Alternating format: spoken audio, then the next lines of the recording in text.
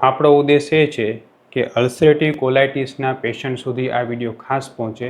જે લોકોને લાંબા સમયથી અલ્સર્સ થતા હોય, આંતરડામાં ચાંદા પડતા હોય, એવા લોકોને જે છે આયુર્વેદ સારવારથી કેટલો સારો ફાયદો થાય છે, કેટલો ઝડપથી ફાયદો થાય છે અને એનાથી એની જીવનચર્યા, ક્વોલિટી ઓફ લાઈફ કેટલી સારી સુધરે છે એ બતાવવા માટે આપણે આ વિડીયો લોકો સુધી પહોંચાડવો જરૂરી છે. મારી સાથે ધનરાજભાઈ છે કે જેને આ પ્રોબ્લેમ હતો અને આપણી સારવારથી શું ફાયદો થયો આપણે એ સમજશું આજે.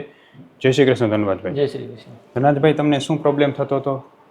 મને લેટરિન ઘડી ઘડી જવું પડતું હતું, લેટરિનમાં બ્લડ આવતું હતું અને રિપોર્ટ કરાવવામાં અલ્સરેટિવ કોલાઇટિસ આવ્યું હતું. કેટલા વર્ષથી આ પ્રોબ્લેમ શરૂ થયો હતો? આ 1 વર્ષથી હતું. 1 વર્ષથી હતું. અને એમાં તમને રોજ કેટલી વાર સંડાસ જવું પડતું ભાઈ? 2 થી 3 વખત. 2 થી 3 વખત જવું પડતું. અને દર વખતે રસી અને બ્લડ આવતું? હા, આવતું. પેટમાં દુખાવો કેવો થતો?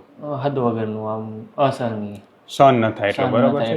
દુખાવાની ને દવાઓ ને ગોળીઓ ચાલુ હોવા છતાં પણ દુખાવો ઓછો ન થતો? ના, ફરક નતો પડતો. બરાબર છે.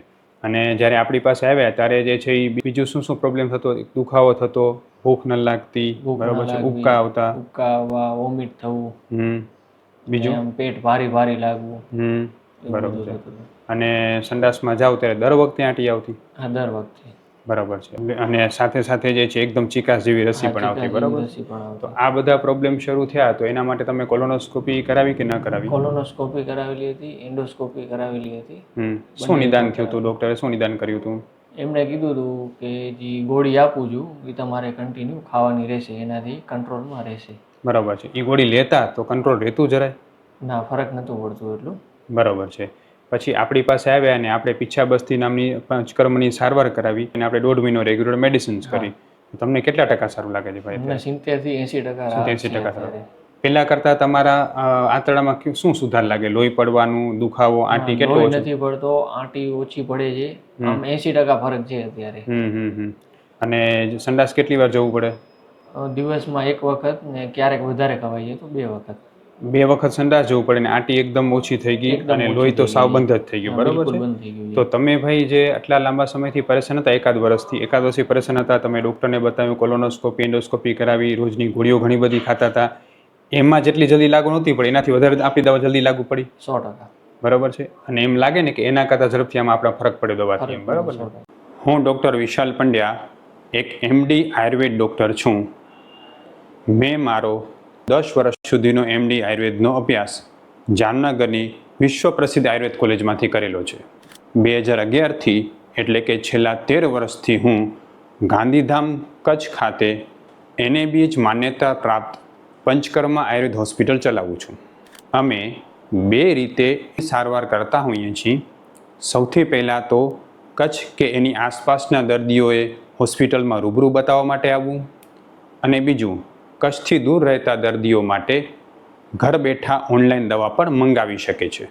વધુ માહિતી માટે નીચેના નંબર ઉપર હાય લખીને વોટ્સએપ કરો એટલે તમને ફીસ કેટલી છે, કોર્સ કેટલો કરવો પડશે વગેરે માહિતી વોટ્સએપમાં મોકલી આપશું. તો આ પ્રકારના જે દર્દીઓ છે અલ્સરેટિવ કોલાઇટિસના, જેને લાંબા સમયથી આ પ્રોબ્લેમ છે, એને ધનરાજભાઈ તમે આપણી આયુર્વેદની સારવાર વિશે શું કહેવા માગશો? હું 100% સલાહ આપીશ બધાને કે અહીંથી દવા લે, કેમ કે રિઝલ્ટ બહુ સારું છે.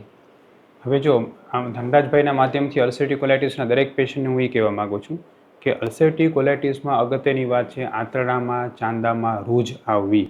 આંતરડામાં ચાંદા પડવાના મુખ્ય 3 કારણો હોય છે. સૌથી પહેલું કારણ છે ચિંતા અને સ્ટ્રેસને કારણે પડે, બીજા નંબરે અતિશય પેટમાં ગરમી રહેવાને કારણે પડે, અને ત્રીજા નંબરે પાચન બગડવાને કારણે સોજા થાય આંતરડામાં અને પછી એમાંથી ચાંદા પડે, અથવા તો કોઈ દવાઓને કારણે પડે.